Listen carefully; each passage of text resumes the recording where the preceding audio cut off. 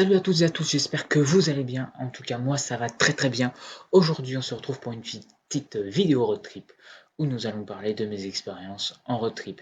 Donc, je sais pas si vous savez, vous ne me connaissez pas beaucoup, mais je suis un passionné de vélo.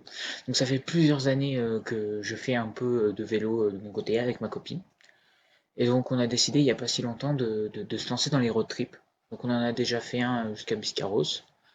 Donc je vais vous expliquer un peu aujourd'hui comment j'ai vécu cette expérience, euh, quelles en ont été les leçons que j'en ai tirées, les anecdotes, et surtout ce que j'en ai pensé. Et donc on va voir ça tout de suite.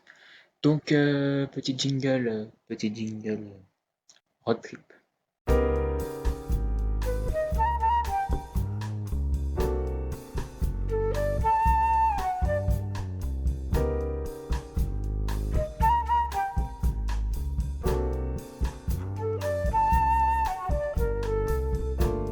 A few moments later.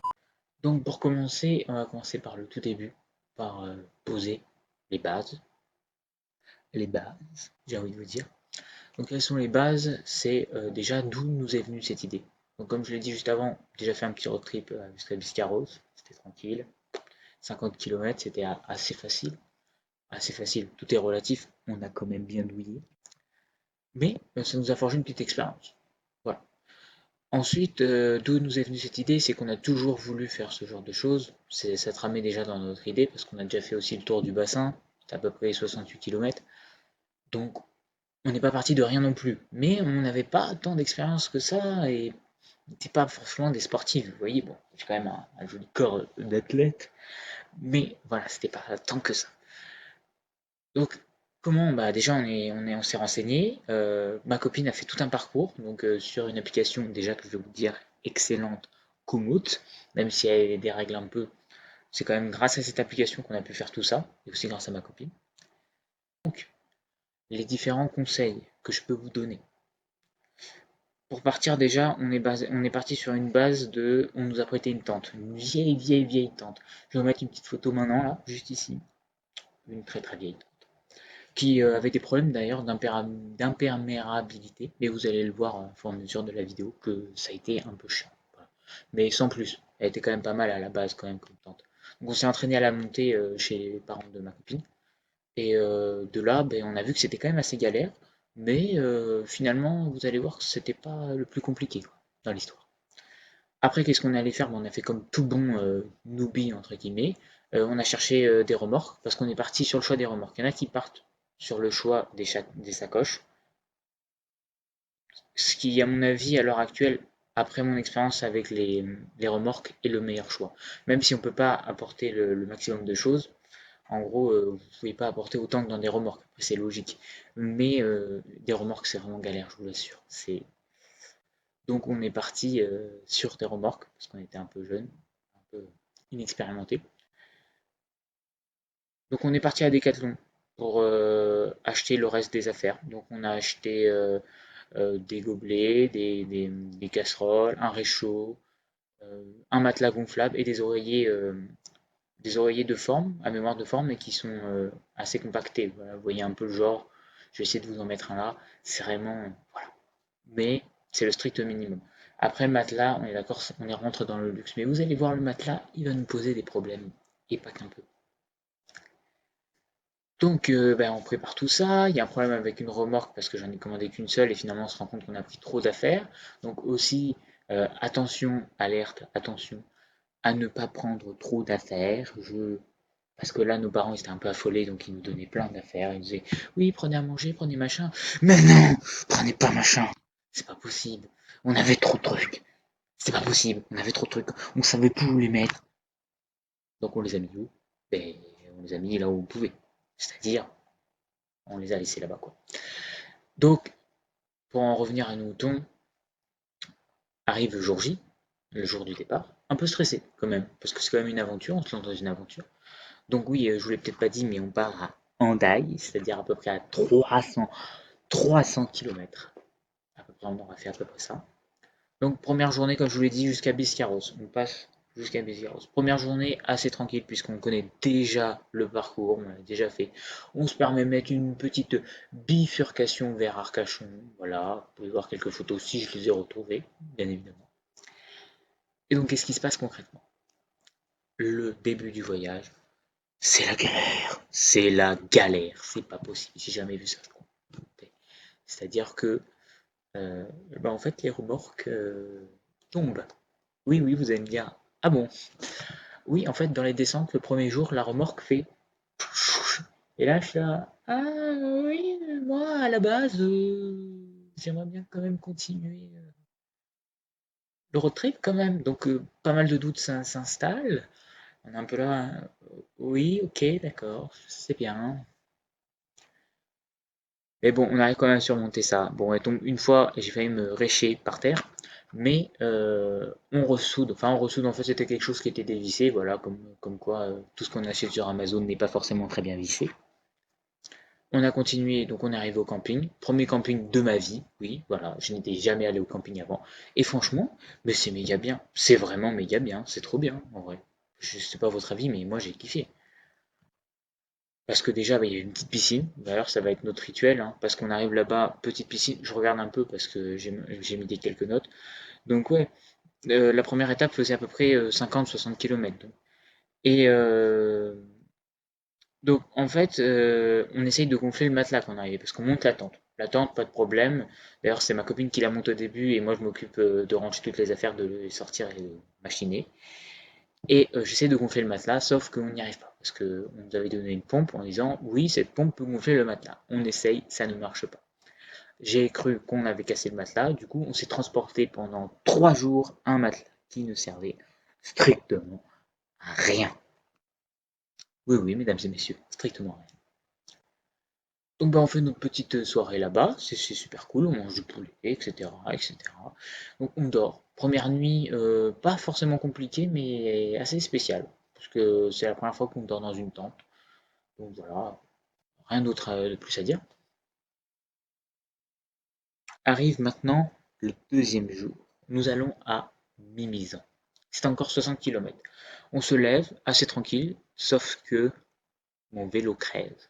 Et oui, la suite des emmerdes. Bon, en gros, je dis à ma copine, c'est mieux que ça arrive maintenant plutôt que ça arrive après. C'est-à-dire que si ça arrive dès le début, au moins, si je crève dès le début, c'est sûr que je ne recrèverai pas après. Enfin, je pense. Sans vous allez le voir. C'est jusqu'à la fin pour le savoir. Oui, je fais pour le watch time. Exactement. Donc oui, je dis ça. On répare la roue. Au lieu de partir à 9h30, on part à 11h. Donc déjà, c'est assez compliqué pour arriver à une heure raisonnable. Le camping nous attendait à 16h, mais on va arriver finalement à 18h. Sinon, sur la route, les jambes sont bonnes, les sensations sont plutôt positives. On retourne dans la piscine. Heureusement qu'il y a une piscine. Ça fait du bien. C'est un 4 étoiles et franchement, le restaurant est méga bon.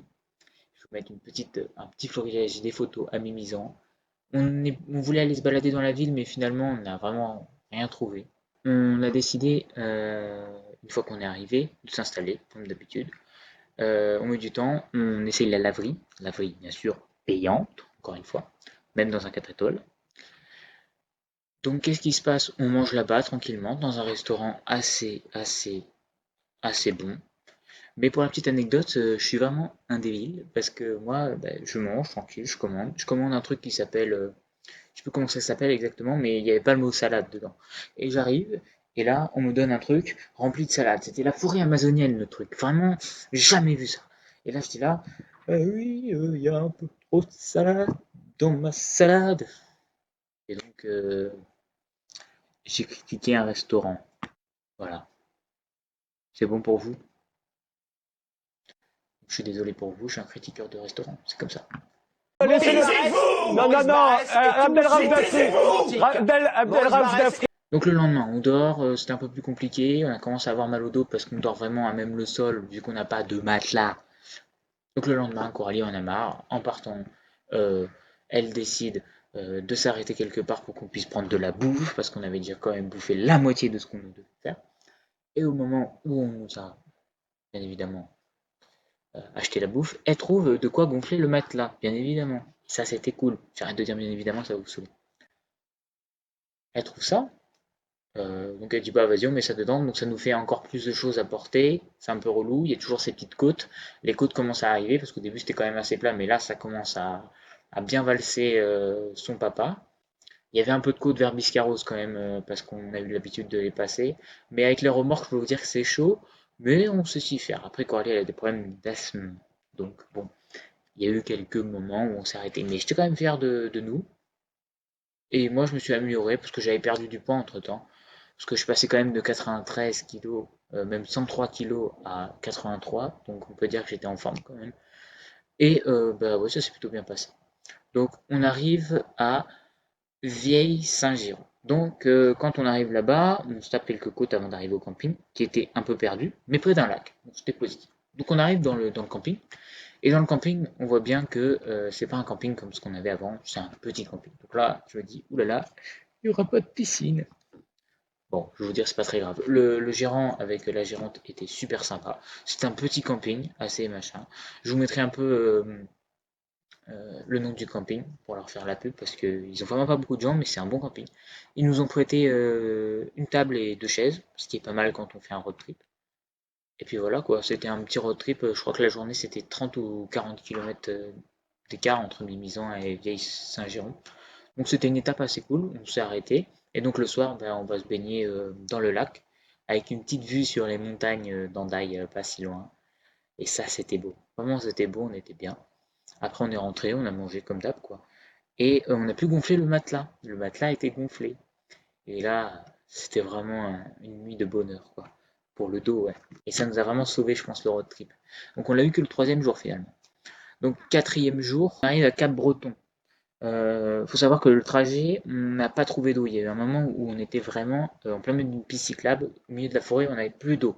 J'avais soif, j'avais soif. On a trouvé une seule source d'eau. La seule source d'eau qu'on a trouvée, c'était une source d'eau où il y avait plus de fer que dans une barre en fer. Vraiment, c'était un truc de fou. L'eau était dégueulasse. J'ai eu le ventre comme ça et j'ai failli décéder. Et donc on arrive par là et je commence à avoir un peu mal au cœur parce que je dois sans doute pédaler un peu trop vite ou quoi que ce soit, ou l'effort physique au bout d'un moment ça paye, donc je commence à avoir un peu mal au cœur, donc on fait plus de pauses. Mais on arrive quand même à bon port, j'ai envie de vous dire. On arrive à Cap-Breton. Euh, J'avais mal au cœur, mais c'est à partir de ce moment-là, dans ce camping, donc on galère déjà à trouver le camping, vous allez voir, on galère beaucoup à trouver des campings. Là, on était vraiment euh, de l'autre côté du camping, et j'en pouvais plus, j'étais là, putain, putain, quand est-ce qu'on va arriver? Et finalement, on a réussi à arriver au bout d'un moment. Mais qu'est-ce que vous voulez que je vous dise? Il y a eu plein de problèmes. Quand on arrive à l'intérieur, on comprend enfin que le réchaud, on peut le mettre un peu sur l'herbe sans que ça flambe. Parce qu'on nous avait dit oui, si vous mettez ça près de l'herbe, ça va commencer à créer un feu. Mais en fait, si vraiment vous surveillez bien et que vous mettez un peu plus en hauteur, bah finalement, ça flambe pas. Voilà, après, c'est une soirée comme d'habitude, quoi, j'ai envie de vous dire. On profite de la piscine et on repart. Après, on arrive à Bayonne. Bayonne, la ville du jambon de Bayonne.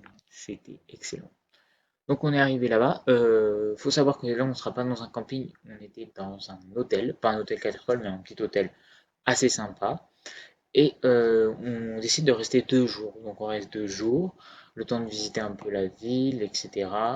Non, il me semble pas que c'était Bayonne, autant pour moi, c'était Biarritz, c'est l'étape d'après. Là, Bayonne, on n'est resté qu'un seul jour et on a visité un peu l'intérieur de Bayonne, on a mangé dans un restaurant et puis après on est allé dormir. Puis le lendemain on est reparti. Alors le lendemain on est reparti, on était vachement fatigué, on avait le vent de face. Ma copine commençait à crever avec son pneu. Enfin, il y a eu un problème, ça faisait déjà quelques jours qu'il se dégonflait, on regonflait, il se dégonflait, il regonflait, mais c'était une crevaison lente, je crois. Et là, on a le vent de face. Vraiment, c'était pas horrible, mais quand on finit vraiment l'avant-dernier jour avec des grosses côtes comme ça, c'était vraiment compliqué. Et surtout qu'il pleuvait. Voilà. C'était le seul jour de tout le road trip où il a plu. Enfin, le seul jour, au moment où on est arrivé à Biarritz, quoi.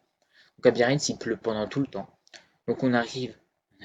Mais s'il vous plaît, on arrive dans le camping. Il n'y a pas d'arbre. On a un emplacement où il n'y a pas d'arbre, où on doit monter la tente sous la pluie. Sous la pluie, oui, oui, oui, sous la pluie. Donc, on demande à changer d'emplacement. On se place là, à l'endroit où il y a des arbres, en dessous de jeunes qui font un peu la nouba. Et nous, ben, on décide de monter la tente sous la flotte. Donc, on l'a montée ultra rapidement. Il y a eu quand même des dégâts, c'est-à-dire que la tente a quand même été un peu mouillée à l'intérieur. Mais sinon, dans l'ensemble, on s'en est bien sorti. Mais bon, j'en pouvais plus. On a dû monter le matelas à l'intérieur. J'étais en train de le monter. J'étais de façon un peu bizarre. Le matelas se dégonflait. Et là, je sors un gros, mais fais chier, vas-y ton matelas de merde là. Et là, je commence ça a gueuler. Et donc, t'as tous les gens d'à côté qui sont en train de se marrer. Donc voilà, c'est une petite anecdote assez marrante. Après, qu'est-ce qui se passe? Ben, on dort. Le lendemain, on visite l'aquarium de Biarritz. Parce que quand tu vas à Biarritz, c'est pour visiter l'aquarium. Donc, je vous mets quelques petites photos. C'était super beau. À côté de l'aquarium, il y avait une petite vierge. Donc, ma copine a une petite histoire avec les vierges. À chaque fois qu'elle rencontre une vierge, il se passe une connerie. Mais sauf que là, ça allait. Donc, tant mieux. Donc, ouais, on mange pas de restaurant parce que ben, on a un peu trop mangé de bouffe. Et donc après ça, on décide de rentrer et le lendemain, on part. Le lendemain, on part pour Hendaye. C'est vraiment le dernier jour. On est super content parce qu'on sait qu'on a réussi ou qu'on va réussir. Sauf que là, on s'attendait pas à ce qu'on s'attendait. C'était vraiment horrible. La route n'était pas aménagée. C'est-à-dire qu'on va arriver près d'Hendaye, la route n'est pas aménagée, c'est-à-dire que on était sur une nationale avec les voitures qui nous passaient à 100 km/h ou à 80, et nous, on roulait à côté. Et sauf qu'on se tapait pas une pente comme ça, on se tapait vraiment une pente comme ça, c'est-à-dire qu'on avait vraiment des côtes, je sais pas, au moins à 4 ou 5%, avec des remorques derrière.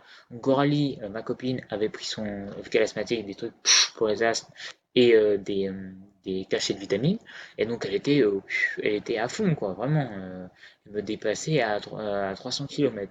Moi, j'étais vraiment dans mes retranchements, mais je faisais quand même un bon rythme de 10-15 km/h dans les côtes, mais c'était vraiment très très chaud. Surtout qu'à un moment, la remorque a refait des siennes et s'est renversée. C'est pour ça que je vous dis qu'il faut surtout pas amener. Ça a été vraiment horrible, ces remorques. Ça nous a handicapés. Parce qu'au final, elle est tombée en plein milieu. On a dû s'arrêter au bord de la route. Et c'était vraiment dangereux. Donc, c'est vraiment pas conseillé. Après, sinon, les côtes, c'était plutôt simple au final. Mais c'était quand même mentalement, c'était surtout mentalement qu'on n'a pas craqué. Parce que c'était vraiment très très chaud.